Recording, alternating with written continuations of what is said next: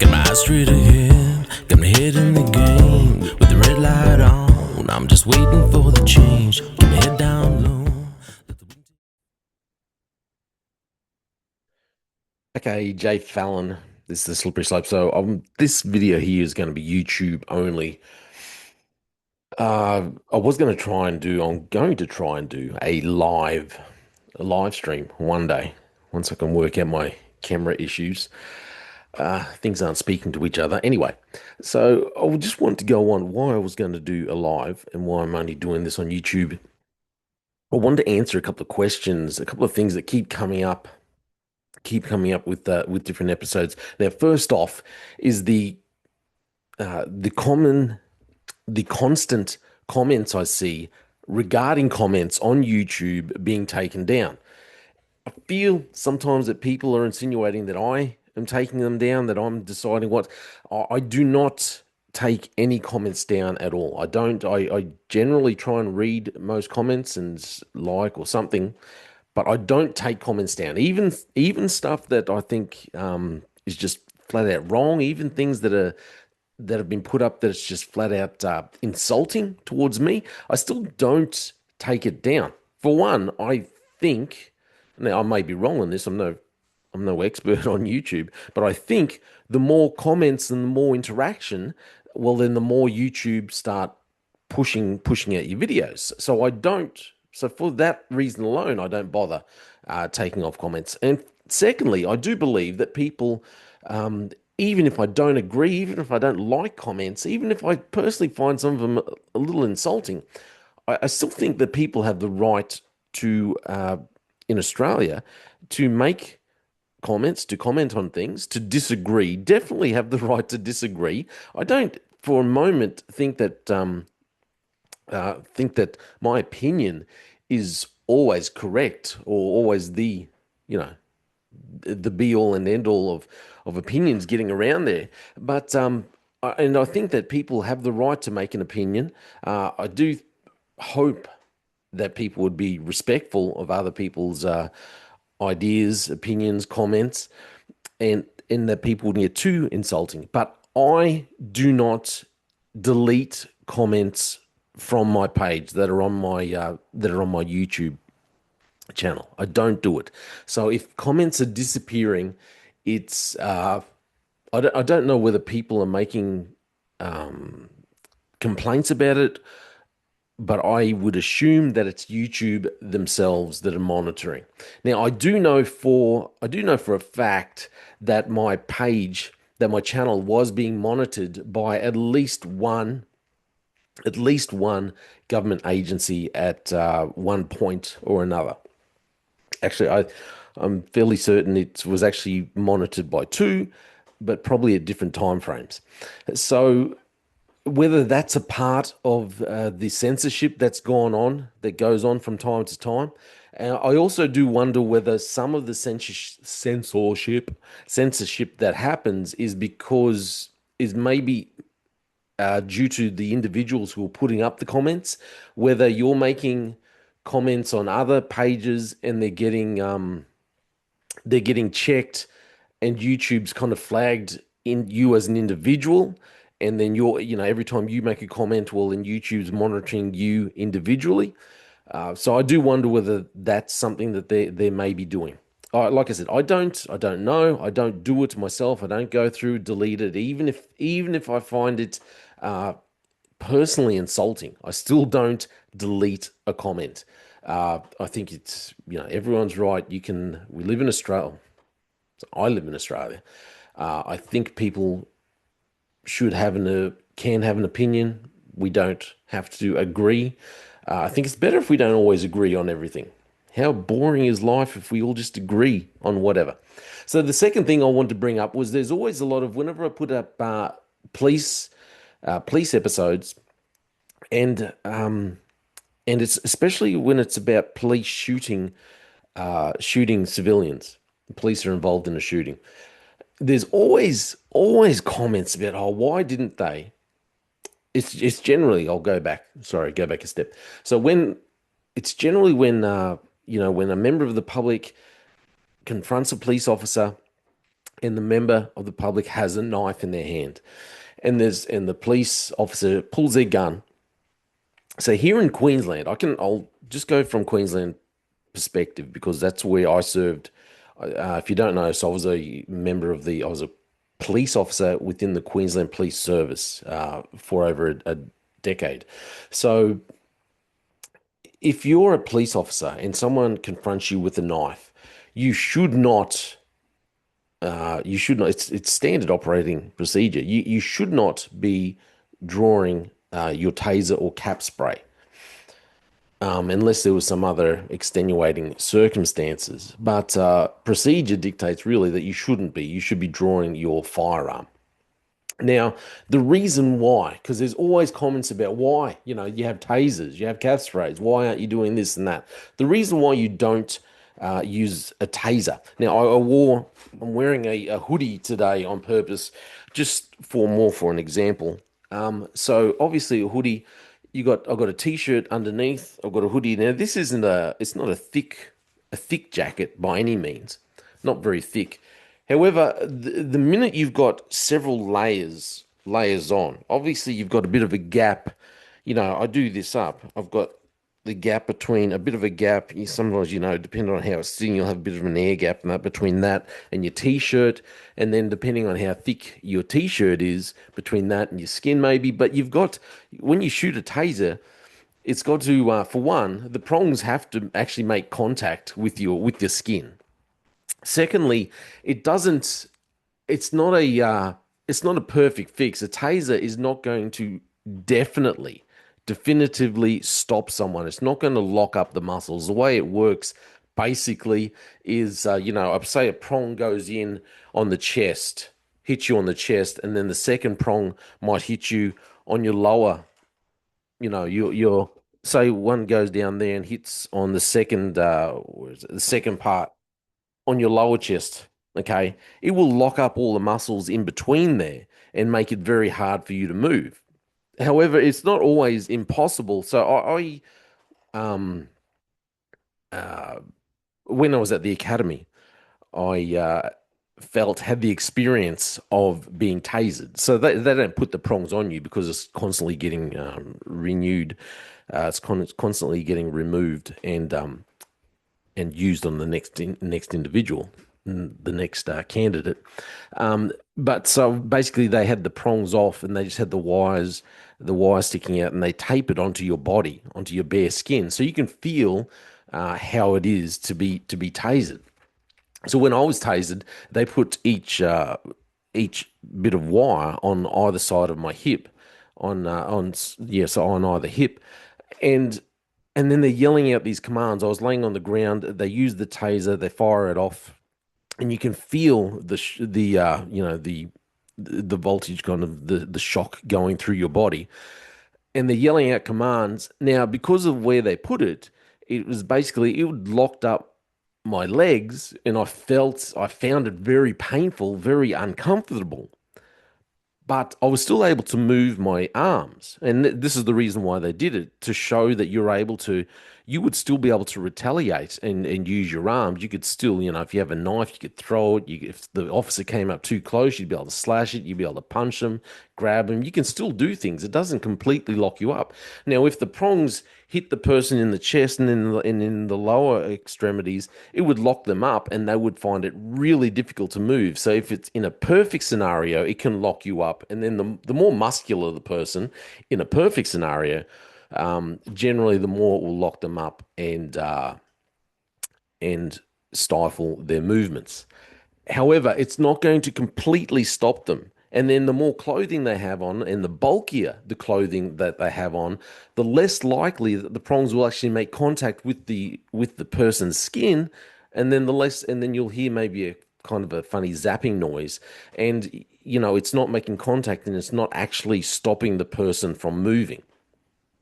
So this is one major reason why you don't use a taser when it comes to a knife, because it's very easy uh, to kill, to cause to cause harm, to maim another person with a sharp blade. Very easy. I remember watching a video, and it was actual footage of someone in, I think it was South America, getting around, and it was in a big field, kind of like a almost a jungle kind of a setting. And he's walking around, he's got a machete, and there's police. Everyone's armed. Everyone was armed, and they've all got like machine guns, actually, automatic weapons. But the thing is, he'd killed like I'm gonna say like maybe did he kill? He definitely stabbed, struck several people, and I think he killed several as well with his machete.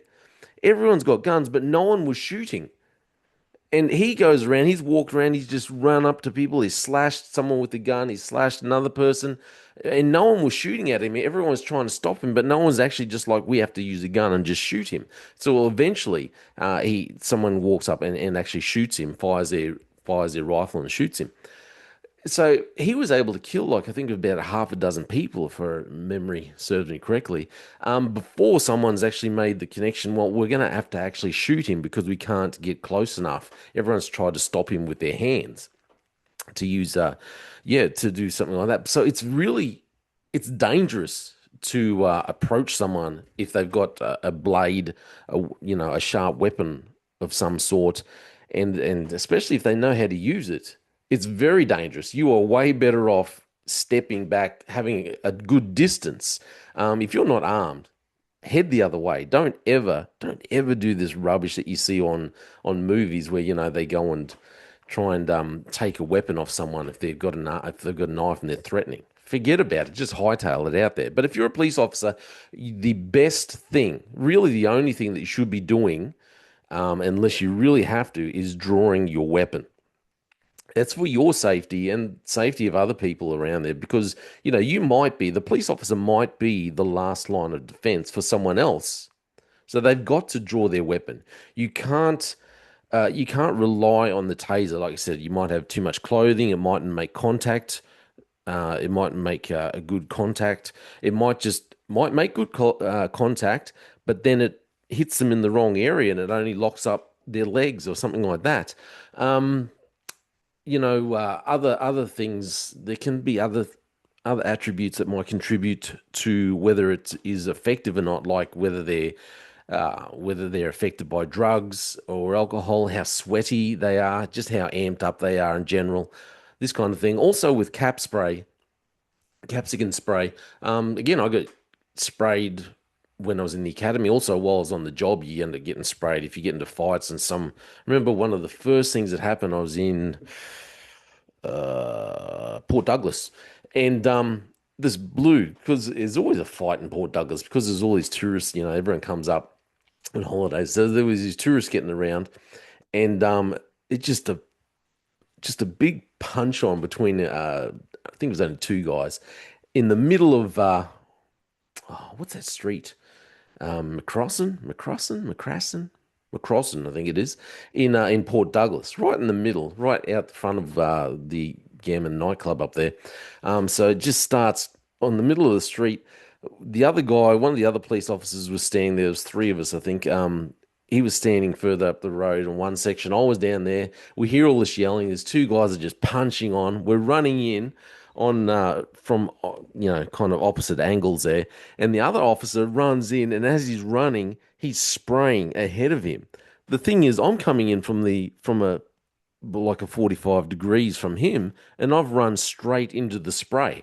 So we stop the fight, we get everything under control. I've copped a full burst of spray in my face, and and I'm like trying to keep it together. Wasn't happy with the old mate who'd sprayed us, but I'm like, what the heck are you doing? But he's like, oh, I've done it before, but yeah, you could have looked and realized I was coming there. Anyway, my point is, I'd already been sprayed while I was at the academy.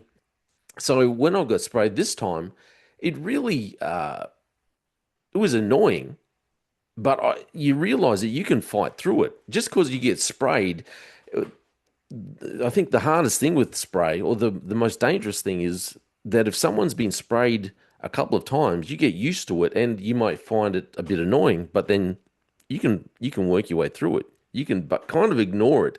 If it's not too bad, you can ignore it and you can keep punching on. So this is the issue with cap spray. Also, you can keep fighting on. You know, it doesn't really stop you. If someone's really high, um, especially some of the drugs, mate, you're not going to feel anything else that's going on in your body. If you're amped up on meth and something like that, they're not going to feel what's going on. It's like some people literally just, wipe it off and lick it and just keep fighting, just keep punching on. So cap spray is not the best deterrent. It's not going to. You shouldn't use that ever to try and stop someone with a knife, unless that's your only option, really. Tasering, tasering. You need to be really sure that you've got a good shot. But if someone's got a knife, you can't use it. You shouldn't use it. It's too dangerous. You're just putting yourself in danger. So, long story, short story, long there. If you're a police officer and someone's come at you with a knife, this is why they pull their gun. It's really for, they've got to think about their safety and they've got to think about the safety of other people around them. So all these people that say, "Oh, why don't they? They should be doing this." Or the other ridiculous comment is people who say, and I've even heard people who I've worked with, ex-military, who really should know better, talk about, "Oh, why don't they aim for why don't they aim for the legs? They should be aiming for some body part." You do ex-military. I can't believe people who say this, and you sit there going, you do understand how difficult it is.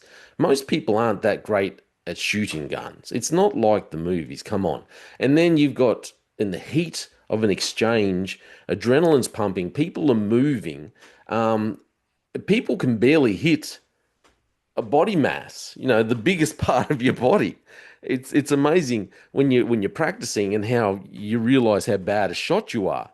And then you got to practice and practice and practice. When you're in the police, well, in Queensland, you don't get to draw your weapon and you actually train with it that often. Maybe at most once a year for general duties. Maybe. It's one thing if you cert and it's just a continuous training. But general duties, they're not out there training with their weapon and shooting it, firing it, getting that practice in like you should be. So, but secondly, no one trains. No one in the military trains. Um, so trains to shoot, a limb, an arm or a leg. You always aim for your body mass. So this ridiculous notion that police should be aiming for, extremities and just to injure, in a great, it's just not possible. It's not practical. You can't take the risk. And anyone that says, "Oh yeah, okay, they aimed and they struck them in the leg or the foot, the arm," I will guarantee you, if you're just out there rocking a Glock, and you've happened to, someone's come at you and you've happened to hit them in the leg, it wasn't on purpose. That's just because you're a bad shot. And I guarantee you're probably aiming for the chest, and you're just a bad shot and you hit them in the leg. It's just, it's too dangerous. There's too many other factors. No one trains to hit someone, in a limb. You always aim for body mass, and it's too dangerous. There's the odds of when things are going down and people are fighting or someone's coming at you and running, to be able to, not even running, just walking, to be able to hit them in the leg. It's just ridiculous. And it's to be honest, it's people who have not, oh, I shouldn't say that because I've had more than one, I think, army person say it to me.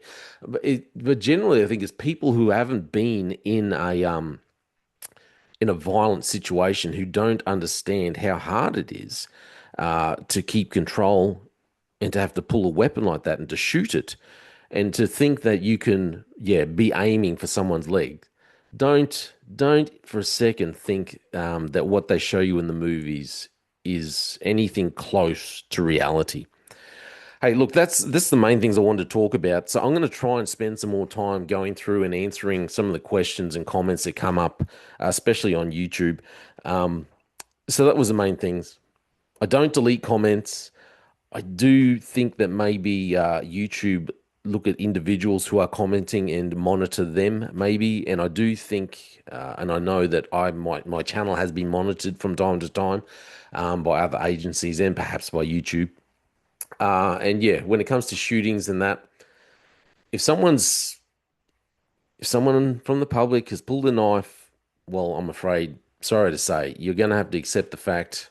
If you pull a knife on a police officer, they're going to pull their gun, And as far as I'm concerned, honestly, uh, it's, 9 times out of 10, it's going to be completely, 10 times out of 10.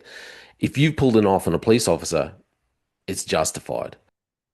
Okay, so I believe the issue is why we've seen so many police shooting civilians in Queensland is because of the recruitment situation here in Queensland.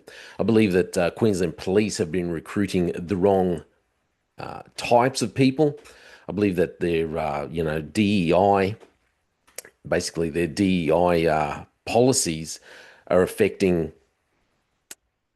been the cause of this because you've got police who aren't able to handle really stressful situations, police who aren't able to, or individuals who aren't able to de-escalate.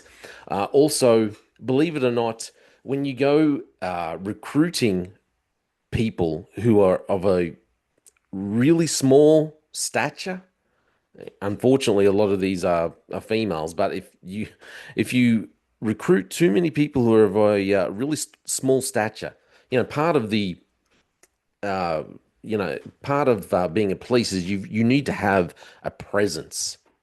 I see police out there who are barely barely 170 centimeters tall, and they look like they're about 60 kilos wringing wet.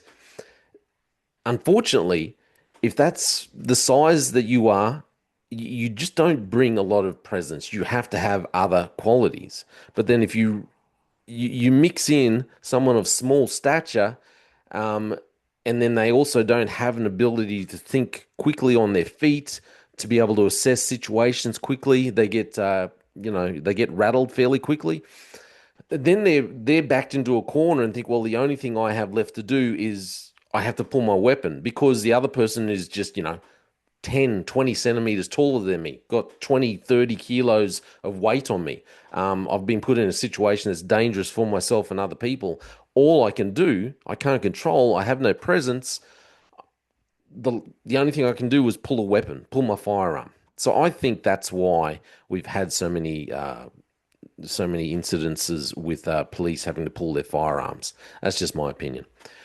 Hey, let me know what you think. I'm going to try and do some live as soon as I work out my software issues, and I wouldn't mind having a live stream and actually maybe getting to chat with people online. This is all my opinion. Let me know what you think. And my name is j-fallon. Thanks for listening to The Slippery Slope. They just fuel a desire that will take me higher. I'm on fire because nothing's going